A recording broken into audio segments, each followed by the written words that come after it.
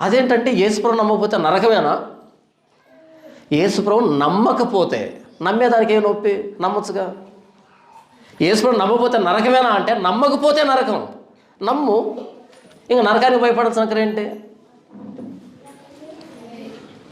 యేసుప్రభు నమ్మకపోతే నరకమేనా? ఎంత పక్షపాతం! పక్షపాతం కాదు, నేను ప్రేమ. నమ్మకపోతే చచ్చి నరకానికి పోతామని ముందుగానే ప్రకటించబడుతుంది. నమ్మకపోతే అంటే నమ్మవా? అవునా? 35 మార్కులు రాకపోతే ఫెయిల్ అన్నాం అనుకో, పక్షపాతమా? ఆడ టీచర్కి మన ఫెయిల్ కావాలని? అదేంటి సార్ అలా మాట్లాడతారు, 35 రాకపోతే ఫెయిల్ అంటారేంటి, నా మీద నీకు కోపమా, ఇంత పక్షపాతమా అని అంటే ఏం చేస్తాడు? వీపు విమానమోతం అవుతుంది కదా. 35 మార్కులు రాకపోతే ఫెయిల్ అంటూ ఉన్నది నీ మీద పక్షపాతంతో కాదు, కోపంతో కాదు, తెచ్చుకో అని, చదువు అని. యేసుక్రీస్తు నమ్మకపోతే నరకమా?